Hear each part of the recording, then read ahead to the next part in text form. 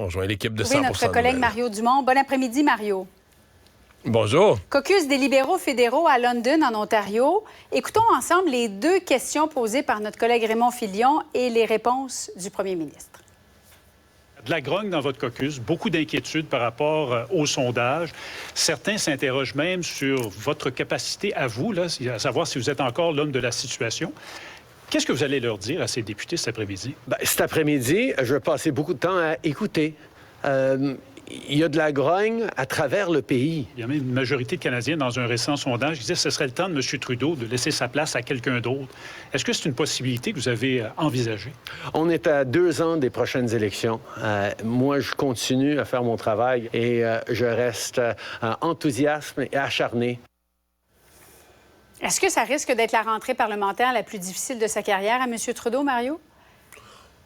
Ben, c'est la période, pas de doute, c'est la période la plus difficile de sa carrière. Remarque que ça a quand même bien été. Il est là depuis 2015.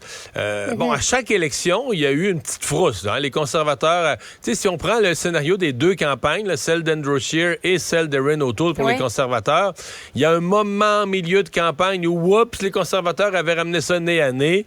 Mais à chaque fois, débat des chefs, performance de Justin Trudeau, capacité aussi de Justin Trudeau de tendre la main aux électeurs néo-démocrates pour qu'ils reviennent au Parti libéral dans le but de battre les conservateurs. Et à chaque fois, il s'en est bien sorti. Quoique, bon, il est minoritaire, là, il s'en est bien sorti, mais il n'a pas réussi à avoir un gouvernement majoritaire. Mais, pardon, c'est la période la plus difficile à 2 points de vue. C'est les pires sondages, ça, il n'y a pas de doute. Et c'est la première fois qu'on le pointe, lui, du doigt. Là. C'est-à-dire qu'on se demande, ouais, Justin Trudeau, c'est encore l'homme de la situation. Ouais. Puis là, je parle pas de ses ennemis, là, je parle dans son propre parti. As-tu compris qu'il allait se représenter ou dans sa réponse, il dit, écoutez, les élections, c'est dans 2 ans, j'ai encore beaucoup de travail à faire, mais qu'il n'a pas vraiment répondu à savoir si c'est lui qui allait être le chef du Parti libéral du Canada aux prochaines élections?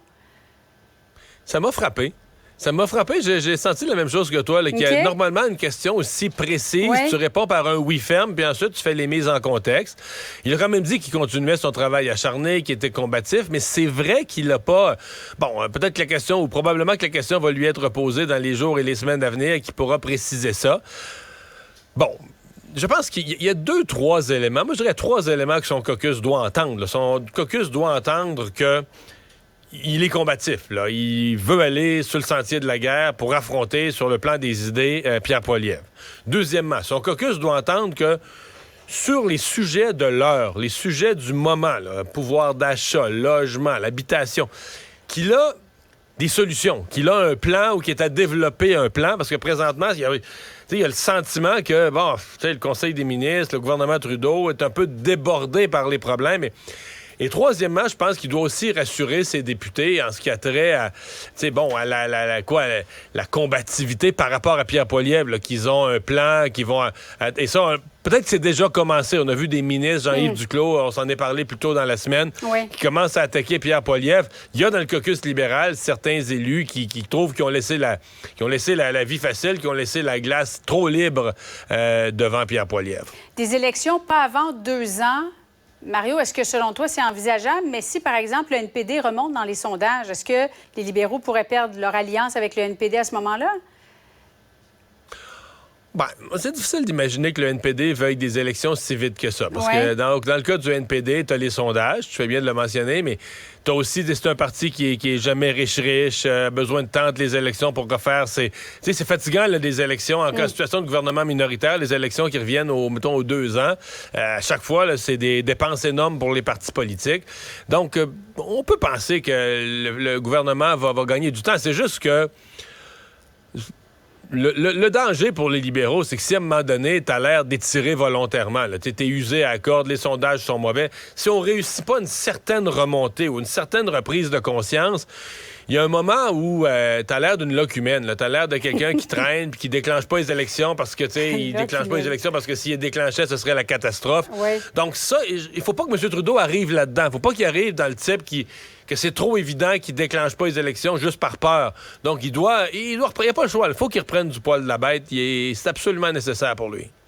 Cégep François-Xavier Garneau, qui est un cégep francophone à Québec, organise depuis lundi ce qu'on appelle la English Week, où on invite les étudiants, Mario, à parler en anglais entre eux. Il y a des professeurs aussi qui peuvent décider de donner leurs cours en anglais.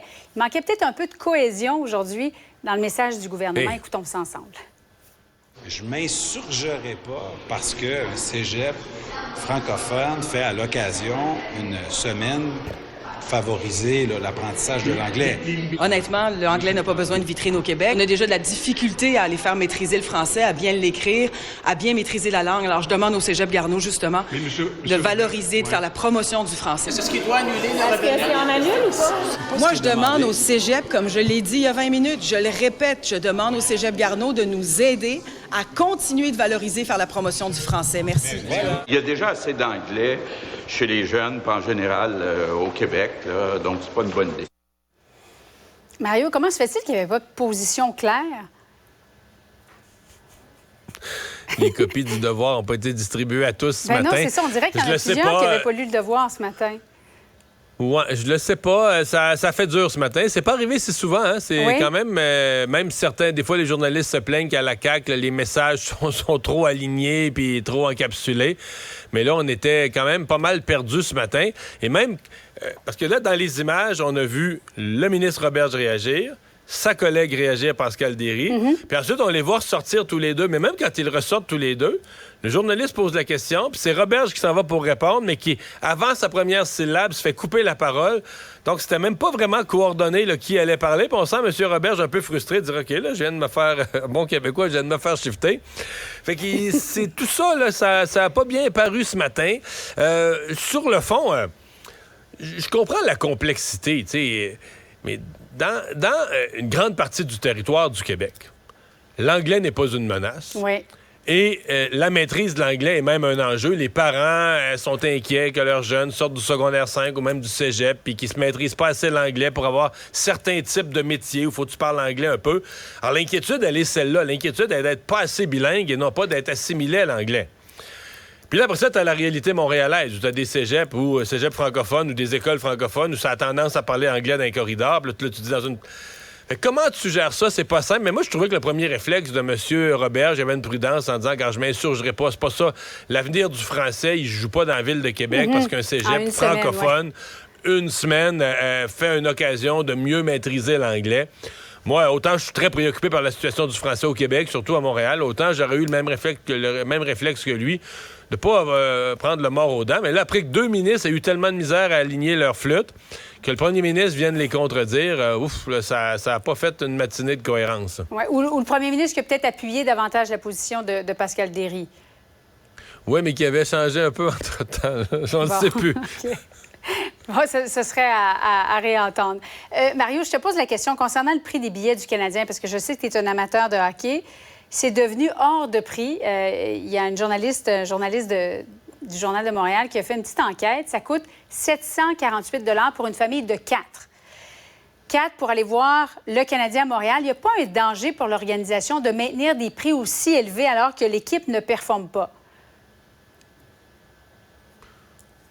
Je suis obligé de te répondre par la loi de l'offre et de la demande. Là, le Canadien est mauvais comme c'est pas permis. C'est une des pires équipes de la Ligue nationale dans les dernières années, depuis plusieurs années.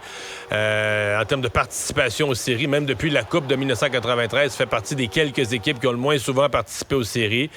Et la médiocrité n'atteint pas le produit, là. C'est-à-dire que c'est tout le temps plein, les billets sont toujours tous vendus. Fait que, tu sais, les billets sont chers, mais le stationnement est cher, la bière est chère. Tout est cher. Le hot dog est cher, puis la place est pleine. Fait que quoi dire de plus? Mais quand le c'est plein, spectacle n'est pas bon. Ou en tout cas, pas tout le temps, là, mais... Ben, on espère qu'il va s'améliorer là, quand Cole Caulfield et sa glace s'améliore un peu.